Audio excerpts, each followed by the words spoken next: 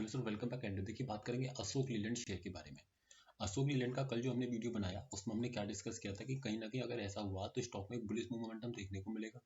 आज के trading session में स्टॉक में हमने 1.5% के आसपास की तेजी देखी। जो स्टॉक का रेजिस्टेंस 160 पर बना हुआ था, स्टॉक उस लेवल को ब्रेक करके 163 तक का एक हाई आज के ट्रेडिंग सेशन में दिखाया।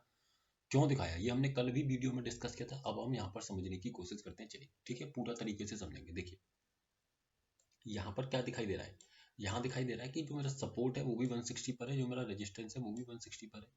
सपोर्ट किस तरीके का है? सपोर्ट पहली बात तो किसके कारण बना हुआ है? देखिए, सपोर्ट मेरा बना हुआ है वॉल्यूम के कारण, और वॉल्यूम अपने आप में किस तरीके की है? वॉल्यूम अपने आप में स्ट्रॉन्ग है। तो मेरे सपोर्ट कैसा हुआ? अपने आप में स्ट्रॉन्ग हुआ 160 पर। रेजिस्टेंस अगर मैं देखूं तो रेजिस्टेंस मेरा कहाँ पर है? 160 पर ही है। लेकिन 160 किसके कारण है?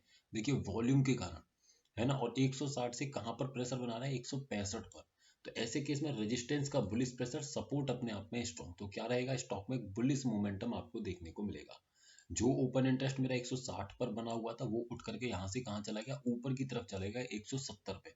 तो रेजिस्टेंस तो ऊपर चला गया, जो हम कल भी डिस्कस कर रहे थे। और वॉल्यूम का जो यहाँ पर बना ना 160 पर, जिसके चलते स्टॉक कहाँ तक बुलिश प्रेशर क्रिएट कर रहा है? देखिए 163, और यहाँ देखिए 165।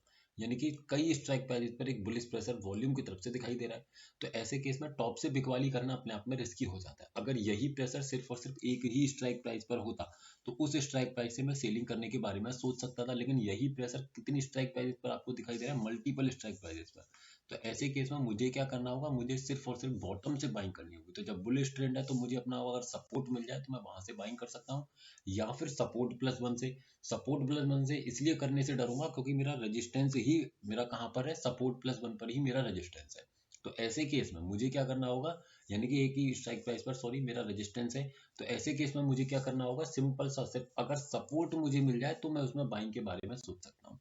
तो मैं अगर चार्ट पर आकर के और देखने की कोशिश करूँ 160 पर एक लाइन लगा करके, तो देखिए पहली ही कैंडल में 160 के लेवल को लेकर के स्टॉक फिर कहाँ पर रुका है? 161 पर। और 161 से फिर ऊपर की तरफ मोमेंटम आपको दिखाया, क्योंकि बुलिश प्रेशर था। तो ऐसे केस में मोस्टली क्या होता है कि जो रजिस्टर सपोर्ट होगा उससे एक स्ट्राइक वाइज पहले ही स्टॉक रिवर्सल दे देगा।